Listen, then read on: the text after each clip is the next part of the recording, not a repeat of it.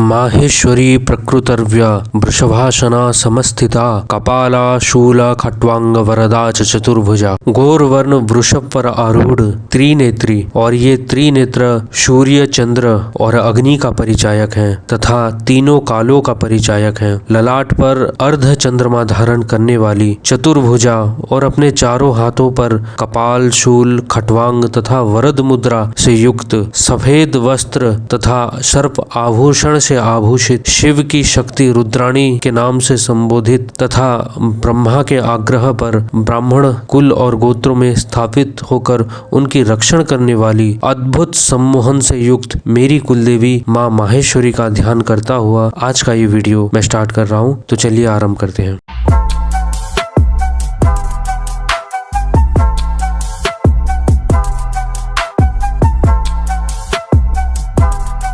वैदिक एस्ट्रोलॉजी के प्राचीन ग्रंथों में बहुत सारे योग और नियम लिखे गए पुराने काल में, लेकिन वो जो योग और नियम पुराने काल में लिखे गए तब से लेकर आज तक इतना बदल चुका है दुनिया कि क्या आज भी ये योग इतने सरलता से चार्ट पर लगेंगे। और इसका एक पहलू ये भी है कि पुराने जमाने में जो ज्योतिषाचार्य या जो पंडित गण थे वो राजाओं की कृपा प्राप्ति के लिए राजयोग या अच्छे योगों को बढ़ा चढ़ा के भी लिखते थे। तो और एक और चीज भी सामने निकल कर आई कि उस जमाने में वो जो योग श्लोकों के माध्यम से लिखते थे, आज शायद उन श्लोकों को इतने गंभीरता से समझकर उसे सरलीकृत करना ये एक बहुत ही बड़ी चीज हो गई है। और उसे उनकी चेतना के स्तर पर समझकर सरलीकृत करके फिर उस योग को रिसर्च करके उसके चार्ट पर लगाकर उसे प्रामाणिक सिद्ध करना भी एक बहुत बड़ा काम है। लेकिन कुछ योग ऐसे हैं जिन्हें प्रामाणिक सिद्ध किया गया। बहुत से ज्योतिषाचार्यों ने, पंडितों ने और एस्ट्रोलॉजर ने उन योगों के और उन नियम के ऊपर काम किया। और आज हम एक ऐसा ही नियम पढ़ने वाले हैं जिसके ऊपर बहुत सारा काम हुआ और ये प्रामाणिक है। और इस नियम का नाम है राशि तुल्य नवांश। राशि तुल्य नवांश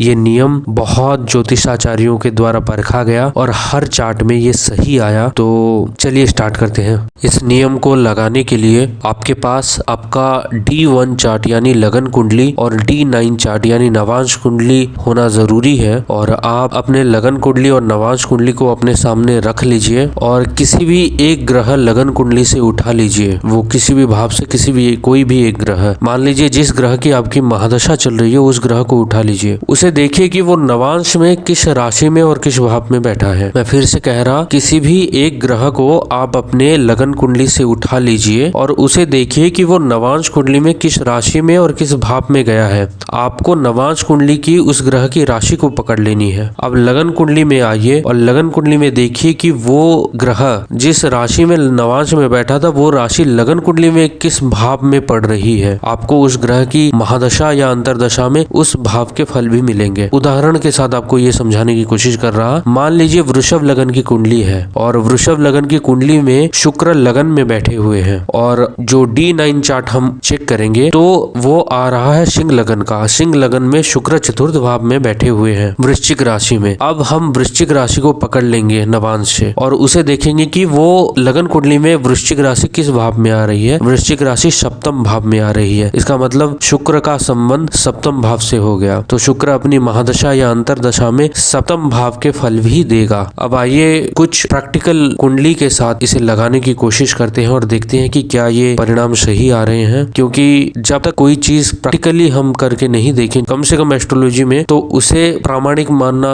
सही नहीं है। तो आइए देखते हैं। आपके स्क्रीन पर एक चार्ट फ्लैश हो रहा होगा। जन्म वेस्ट बंगाल का है, कोलकाता का। 8 अक्टूबर 1977 का जन्म है, शाम के 4:07 का। और ये एक फीमेल चार्ट है, अश्लेषा नक्षत्र का जन्म है। और देखिए D1 में जो लगन है वो कुंभ का है और D9 में जो लगन है वो जेमिनी का है यानी कि मिथुन लगन। और आइए इस चार्ट में अप्लाई करते हैं राशि तुल्य नवांश और देखते हैं कि क्या ये नियम सही से लग रहा है इस चार्ट में। तो देखिए इनकी जो वर्तमान में महादशा चल रही है वो चंद्र की चल रही है और इससे पहले जो महादशा इनकी थी वो सूर्य की थी। तो सूर्य की महादशा में अप्लाई करते हैं क्योंकि वो जा चुका है। सूर्य इस लगन कुंडली में सूर्य सप्तमेश है और सप्तमेश अष्टम में बैठा हुआ है, अष्टमेश बुध के साथ और राहु के साथ। और दोनों से ही सूर्य की तालमेल अच्छी नहीं बनती, खासकर राहु के साथ। और अगर सूर्य को D9 में हम देखें नवांश कुंडली में, तो नवांश कुंडली में सूर्य राहु के साथ कर्क राशि में बैठा हुआ है सेकंड हाउस में। और अगर वहां से हम कर्क राशि को पिक करें और देखें कि D1 में वो कहाँ आ रहा है, किस भाव में, तो 6th हाउस में आ रहा है कर्क राशि। इसका मतलब सूर्य अपनी महादशा या अंतरदशा में 8वें और दूसरे भाव के साथ साथ 6ठे भाव का भी फल देगा। एक चीज आप नोट कीजिए कि इन 3 भाव में से जो 2 भाव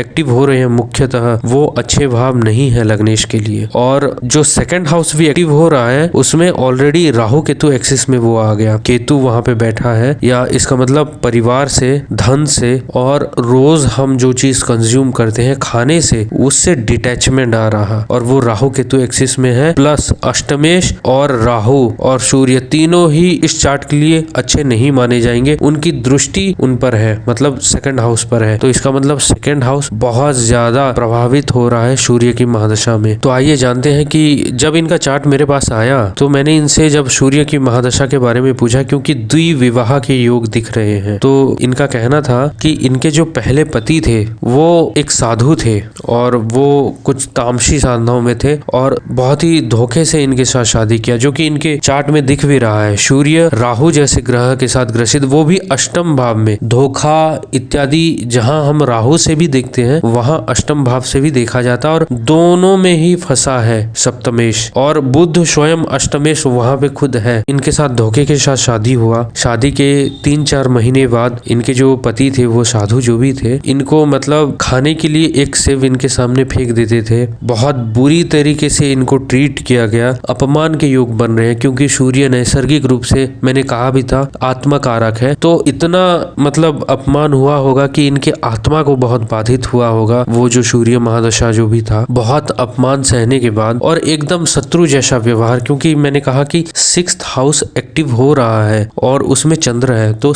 इतना अपमान सहने के बाद, इनके आत्मा और मन को बाधित होने के बाद भी ये उनके साथ कुछ साल तक रही, लगभग 3-4 साल। और बहुत हो जाने के बाद आखिर में ये टूटा, ये विवाह टूटा 2013 में। और 2013 में इन्होंने एक दूसरा विवाह किया। इनसे पूछने पर पता चला कि अभी ये बहुत अच्छी हैं और सुखी जीवन यापन कर रही हैं अपने पति के साथ और बच्चे के साथ, और ये जिंदगी में बहुत अच्छी सिंगर रही, ऐसा इनका कहना था। इन्होंने एक बहुत ही फेमस शो आया करता था, अभी भी वो शो आता है। उस शो के लिए इन्होंने कई सालों तक ऑडिशन में जज किए सिंगिंग टैलेंट को। इन्होंने दुबई में कई सारे शोज किए और अपना नाम कमाया, बहुत पैसा भी कमाया। और अभी ये सारा कुछ छोड़ के कोलकाता में निवास कर रही हैं अपने पति के साथ और बच्चे के साथ। और अभी ये पास्ट लाइफ रिग्रेशन थेरेपी लेते हैं और उसमें अपना नाम कमा रहे हैं। तो इस चार्ट के माध्यम से हमने जाना कि कैसे राशि तुल्य नवांश चार्ट पर काम करता है। पर आइए अब दूसरा चार्ट लेते हैं। दूसरा चार्ट आपके स्क्रीन पर फ्लैश हो रहा है। जन्म ओडिशा ढेंकानाल डिस्ट्रिक्ट का है। 18/11/1990 का जन्म है और सुबह के 11:40 का है। और इसके जो नक्षत्र हैं, जिस नक्षत्र पे इनका जन्म है वो है अनुराधा। और D1 और D9 चार्ट दोनों फ्लैश हो रहा होगा आपके स्क्रीन पर। D1 में जो लगन है वो है मकर का और D9 में जो लगन है वो है कर्क का। तो एक चीज आप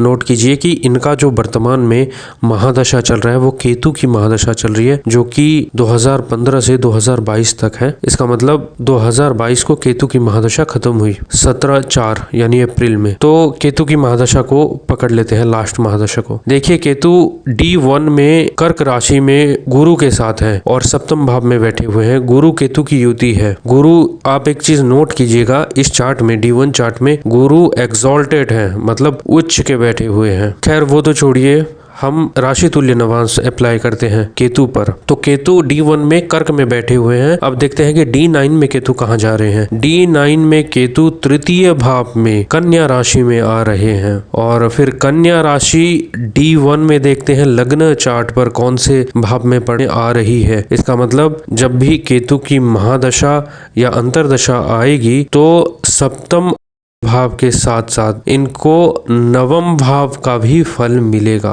आप इस बात को नोट कीजिए, सप्तम भाव के साथ इनको नवम भाव का भी फल मिलेगा, क्योंकि कन्या राशि नवम भाव में आ रही है। देखिए, इनका चार्ट 1 महीने पहले ही मेरे पास आया था और इनके कुछ जॉब से रिलेटेड क्वेश्चंस थे। सिविल सर्विस के ये मतलब अभी प्रिपेयर कर रहे हैं और आप देख पा रहे, और ये बीटेक बैकग्राउंड से हैं, जो कि इनके चार्ट से पता भी चल रहा है। दूसरी बात, केतु की महादशा जब इनकी स्टार्ट हुई तो इन्होंने बताया कि ये बहुत ही आध्यात्मिक प्रवृत्ति के हैं, मैं आपको कह दूं, क्योंकि इनके क्वेश्चन से, इनसे बात से, और मैंने जब इनसे पूछा तो पता चला मुझसे मिलने से पहले ये अपना चार्ट मतलब बहुत से लोगों से मतलब दिखा चुके थे और बहुत पूजा करवा चुके थे। उन्होंने कहा इनसे बात होने पर कि ये रोज ठाकुर जी की पूजा करते हैं, क्योंकि ओडिशा के जो हमारा ये जो क्षेत्र है वो ठाकुर जी को बहुत मानते हैं। तो इनके घर में ही जगन्नाथ है, इन्होंने बनवा के रखा है। ये बहुत पूजा करते हैं और ये अभी से नहीं, ये जब केतु की महादशा आई आफ्टर 2015 ये चीजें धीरे धीरे धीरे स्टार्ट होने लगी और अभी ये पीक पे हैं। तो 9th हाउस को धर्म का स्थान भी माना जाता, जैसा कि मैंने कहा कि 7th हाउस के साथ 9th हाउस के भी फल मिलेंगे इनको केतु महादशा में। तो 9 को धर्म से जोड़ा जाता, तो इनको 9th हाउस के फल भी इस केतु महादशा में मिल रहे हैं। और बुध की राशि है कन्या राशि, तो ये कंसिस्टेंट नहीं रह पा रहे होंगे उस चीज में, फ्लक्चुएट कर रहा होगा कुछ ना कुछ। और इन्होंने कहा कि हाँ ऐसा है, और ऐसा इसलिए है कि हेल्थ की वजह से। तो इन दोनों चार्ट पे, ये चार्ट और इससे पहले जो चार्ट हमने देखा, इन दोनों चार्ट से हमने जाना कि राशि तुल्य नवांश चार्ट में अप्लाई हो रहा है और ये एक बहुत ही प्रामाणिक मतलब नियम है। आप इसे अपने चार्ट पर अप्लाई करें आप सब, और देखें कि आपके चार्ट से कैसे फल मिल रहे हैं। और आशा करता हूं कि आपको ये वीडियो अच्छा लगा होगा। आगे के वीडियो में हम और भी ज्योतिष के ऐसे कई रूल्स को समझेंगे, जानेंगे, कई योगों को समझेंगे, जानेंगे। आज के लिए इतना ही। जय सद्गुरुदेव।